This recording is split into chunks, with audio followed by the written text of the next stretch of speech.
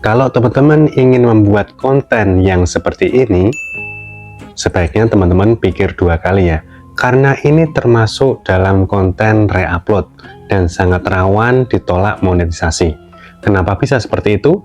Dan bagaimana caranya agar konten re-upload bisa dimonetisasi?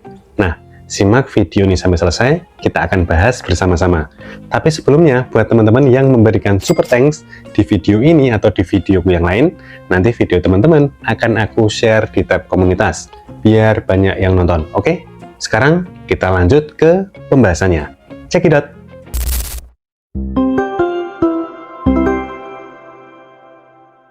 Yo, assalamualaikum, kembali lagi di channel bukan YouTuber besar, channel yang bahas tentang dunia YouTuber pemula. Oke teman-teman, jadi di video kali ini kita akan membahas terkait konten re-upload ya. Nah, dimana pembahasan ini itu sebenarnya berasal dari pertanyaan dari teman kita ya.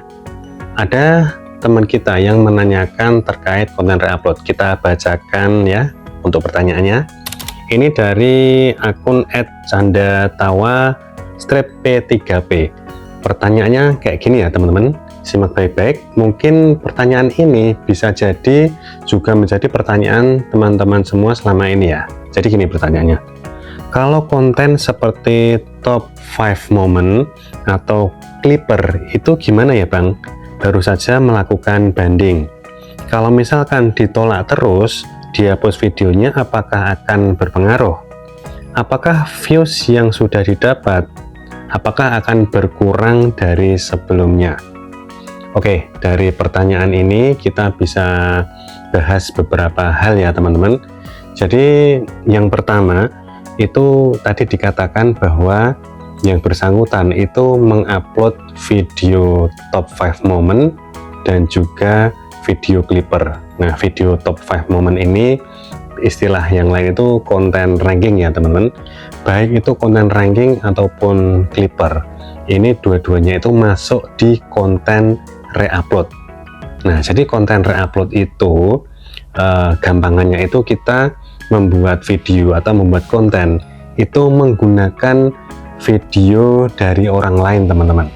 Jadi bukan merupakan rekaman original kita sendiri, tapi menggunakan konten atau video dari sumber lain, kemudian kita upload ulang di akun YouTube kita. Nah, itu gampangannya adalah konten re-upload.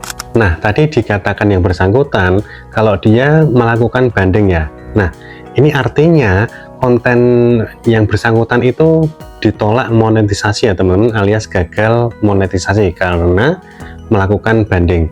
Jadi konten seperti konten ranking, kemudian clipper itu memang sangat rawan ditolak monetisasi karena menggunakan video orang lain ya, alias re-upload. Jadi nanti alasan dari YouTube menolak monetisasi itu karena konten yang digunakan ulang atau istilah Inggrisnya itu reuse content. Jadi jelas ya di sini kalau tidak ada editing yang signifikan, tidak ada komentar yang baru, artinya tidak ada reaksi dari kita.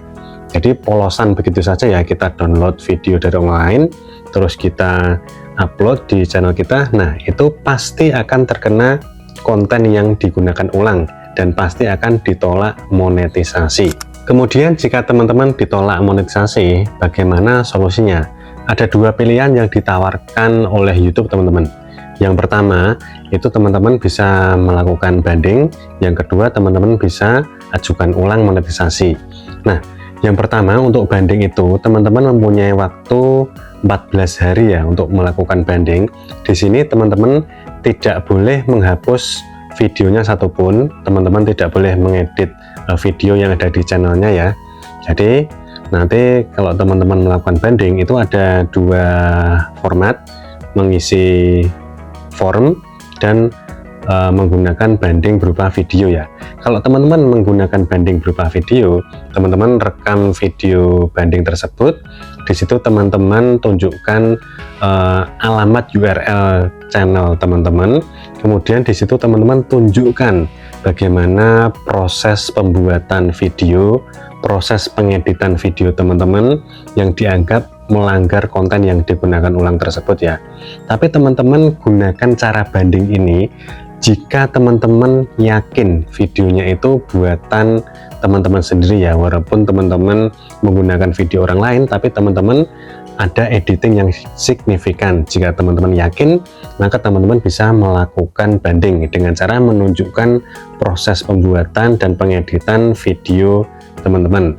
Dan ini nanti biasanya tim YouTube akan mengecek secara manual ya, dan biasanya bisa diterima monetisasi. Kemudian kalau teman-teman tidak yakin nih, teman-teman ada editing signifikan, teman-teman sadar kalau teman-teman itu re-upload polosan konten orang lain, nah teman-teman sebaiknya jangan banding, tapi ajukan ulang kembali ya. Tapi untuk ajukan ulang ini teman-teman butuh waktu 3 bulan atau 90 hari kemudian baru bisa mengajukan ulang ya.